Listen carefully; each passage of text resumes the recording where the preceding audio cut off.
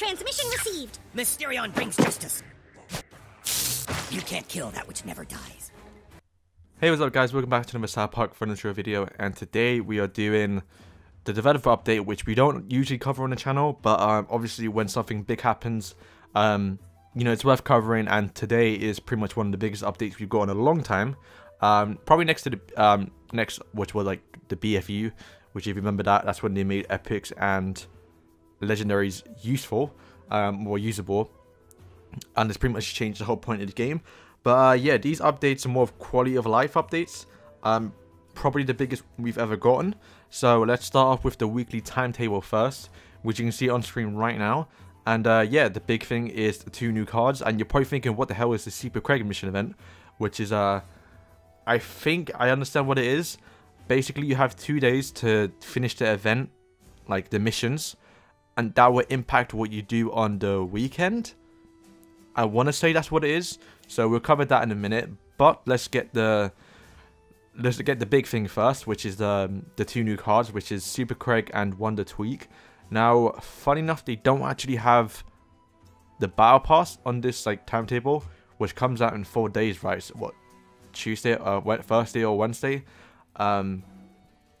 which is going to be a actual Valentine's battle pass, which if you've seen the update in the shop, it pretty much confirms that.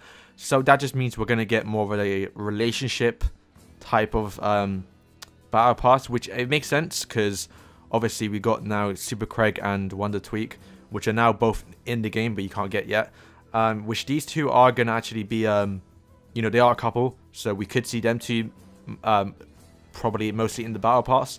Also Cartman just got buffed, so I think people kind of want to use him, so they might give us a bunch of copies of Cartman, probably like 130 maybe, who knows. And then probably a bunch of females, with Wendy and Stan probably being both in there. That's probably the best thing I can think of. And we're good. If we're following how it goes, the last battle pass tier, we're gonna get a new box. So I'm gonna call it now. We're gonna get a box of chocolates for you to stand on. That's pretty much the only one that makes sense. And then yeah, some actual outfits, which I kind of can't wait for. I think there's one outfit that I've gotten, which is like a Cupid one, which they gave a while ago, and I think there might be one more that I didn't get, so maybe they'll give that one away for free. And then obviously we get 3 outfits, and then 2 being new, 2 being reused, and then 1 being new. So we're probably gonna, yeah, we're definitely getting a new outfit. So I kind of can't wait to see what that is. The server maintenance is tomorrow on Tuesday, so we're probably gonna get these features or the stuff added because it hasn't been data mined yet. So let's just go through what will happen on the weekend. So obviously the first 2 new cards are coming out, which is Wonder Tweek and Super Craig. So let's go over what they do, because they're quite not broken cards if you look at it. So firstly, start off with Super Craig. He is a common card who is 3 cost. Stats wise, looks, I don't know really if that's good or not.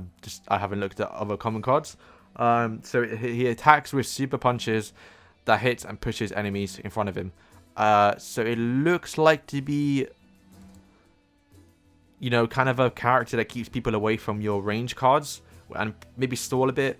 We have to wait and see how hard the push is, because obviously if you do know, there is a weight mechanic in this game, which is like rats and Cartman, for example. If they get pushed, they pretty much fly across to the back, pretty much back of your new kid. And then tanks wouldn't get pushed as much because they're obviously heavy.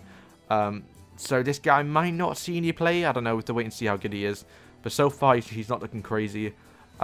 They very well might buff him as well, because I say buff him. He just came out. Let's be real. We'll have to wait and see what he does at high levels. But on screen 2 is his stats. So basically, max level 5, he has not a lot of health. Attacks, I guess, okay. Pretty much he's gonna get 2 hit by an assassin. Quite good at level 6 and 7 actually. So you kind of want to get him to there. Definitely level 6. It's kind of the big jump. It's like extra 200 attack. Sorry, 200 HP. But yeah, we pretty much just wait and see what his abilities are, because you can't really tell what it is.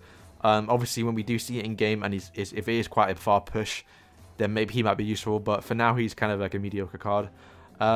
Wonder Tweek is a cool one, I guess. He's not flying, so that's one thing. He's not flying, which I think a lot of people thought he was going to be because he's kind of got like a tornado below him. But no, he's gonna spawn in a tornado in front of him that damages and pulls enemies together. So if you played Clash Royale, you know there's a tornado card, which he pretty much is. He's a forecast card, so he's kind of a expensive card. So you gotta hope he has a big pull, because if it is a really big pull, you can you know, partner him with Road Token, Fireball, in-game Craig, a bunch of damage abilities, DSR, because they did just nerf DSR, so if you can pull them in together and then DSR them, it might be a bit good. So this guy is probably the best one out of all of them, and obviously he is a rare card, so rares do scale up quite well, and they are easy to get to level 5, so maybe he might have the stats of Dr. Timothy, because obviously Dr. Timothy is quite good just for him being so tanky. So maybe we might see this guy in play a lot, because, you know, it's kind of a good ability. And on screen as well is his stats. You can see he does go quite fast. If you look at max level 5, he is 300 attack. That's pretty good, actually. Oh, no, wait, actually, no, it's 300 HP, 89 attack, which isn't a lot. And then the ability of the tornado will be 37. So, I mean, honestly, the ability damage is quite low. Hopefully it does damage range units. Not range units, flying units. I'm pretty sure it will. So you're not going to really use this to take out anything, because it does like no damage for his ability. But I guess the big thing is putting them all together. We have to wait and see how big it is. If it's small, then, I mean, yeah, he's crap. But if it's a big pull, then maybe he might be useful. Okay, moving on. That's just the start of it, guys. There's kind of a lot more to cover. Okay, so here's one. A deck builder UI changes. So it now looks like you can clear all the things quickly. You'll basically clear your deck, which is kind of a big thing if you play challenge mode and all that stuff, where you want to quickly just get rid of everything rather than dragging them all out. And then there looks like to be a copying card, right? I think that's what it is. Let me just watch it again. So you click the little buttons left side and it says replace deck. So it looks like you can save decks, which is kind of good. Okay, so here's the big one. Token collection event. So obviously we're going to get a... okay, so it's not a token collection event this week. So we're probably get it next week. So we have to wait and see what it does. But we pretty much know the gist of it. When a token event when it is a token event, players will now get tokens for winning PvP matches. Before you didn't. You have to basically win a PvP match and then get a chance of getting tokens from the PvP locker, which no one likes doing. I myself kind of stopped doing token events because they're so long. Obviously, when it is a good event, like when it's a good event, you kind of want to do it. But obviously, I haven't done it in a while. So yeah, now we're gonna get tokens for winning a match, and then also have a chance of getting tokens in the locker. So you're getting basically a double source of income. Now I would hope it'll be like 50-50 split. Well, I guess it kind of varies because they do say it may change over time, so they could increase it. I doubt they would decrease it, but they'll probably do, if it does come an issue, they can always increase the amount of tokens you win during an event. And correct me if I'm wrong, token events do change, so it's not always like 1k tokens. Or how much is it? They always do change them, so I guess depending on how much tokens you need to finish the event, they'll probably change how much you get for winning. So yeah, that's pretty much just a new thing to look forward to, and probably actually finish the token events because they're kind of just annoying to play. And they do cost a lot of cash if you do want to finish it pretty fast as well. Next one is a big one I've wanted for a while, is rotating PvP arena backgrounds. So it says PvP arenas will now rotate, and we've added a few new ones. That's kind of a big thing. They've added new backgrounds now, and they're going to rotate. You're no longer locked on the Cuba Keep if you're on Legendary Arena. And so yeah, if you're in Legendary Arena, the only ones you're ever going to see is Cuba Keep and the green background. I don't really know what I can't remember. Is the grass background. I know there are some good ones, like there is you're on a tower. I can't remember what it is. I think it's from the games. You're on the streets, for example. There's so many good ones that I haven't seen for years. So now we're actually going to get to see it, which I haven't played yet. So I do believe this is in effect right now. It's currently available. So just get into a game and you probably see it. So here's some matchmaking changes. it says you will now only match up within your league if you're on gold or silver. So I think that's what it means is when you get matched up with your 5 teams you're versing Team Wars, you're only going to play against them. Which I think that's what people wanted, right?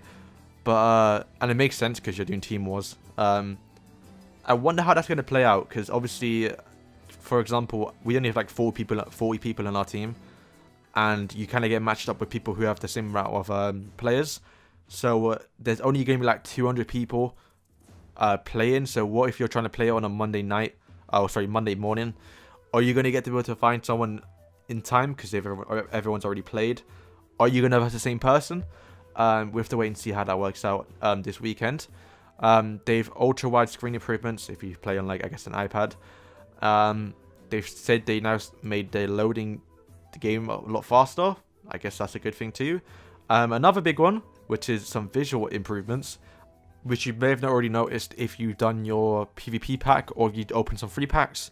It now shakes if it's a rare, epic, or legendary, and it now shows the color as well. So it kind of shines like, well, I guess white, silvery when it's an epic, and then it shakes a lot longer, and it goes gold when it's legendary. Which I mean, a lot of you should see a legendary or at least the epics because you have your Team Wars packs already to open. So I got to see that today in my Team Wars pack, which I'll have upload later on. And yeah, so now this is the confusing one. So new mission have been added to, I guess, all events, I would assume. So the event type will have missions. There were varying difficulties and points awarded, as you can see in the GIF above, which I'll have on screen too. Each reward node will be able to choose between 2 themes of 2 reward themes. So you basically, every pack you're going to open from now on in events are going to be split between 2 themes. Now it's not you get to pick between all 5 themes, or I guess 6 if you include neutral. It's between 2 of them. So you may get an option where you get fantasy or sci-fi, and your next option will be mystical and neutral. So you're never going to get to choose adventure. I think that's how it goes.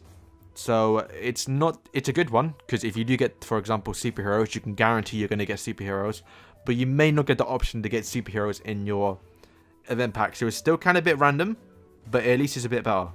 So yeah, this is now leading on to what we saw in the the showcase and the weekly timetable. The missions start on the Thursday, but the event doesn't start on the weekend. So I guess what we have to, because they do say the difficulty does change, so there might be some hard ones. That's why they're giving us a couple of days early to do it, which you can see on Thursday.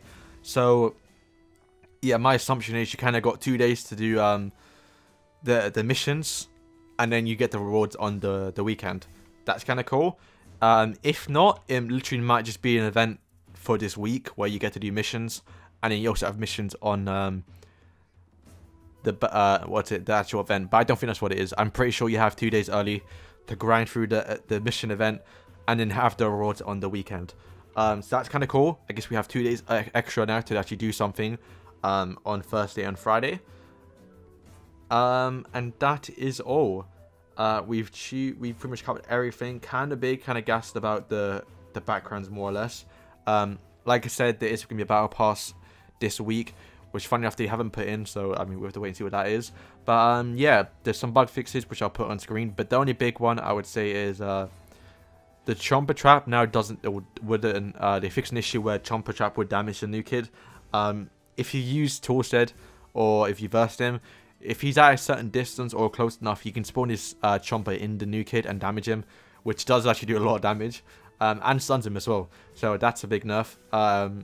Funny enough, that's like one of the things I love about Toolshed, and I loved about Fast Pass as well, when he could damage the flying units, but they've pretty much fixed both of them features.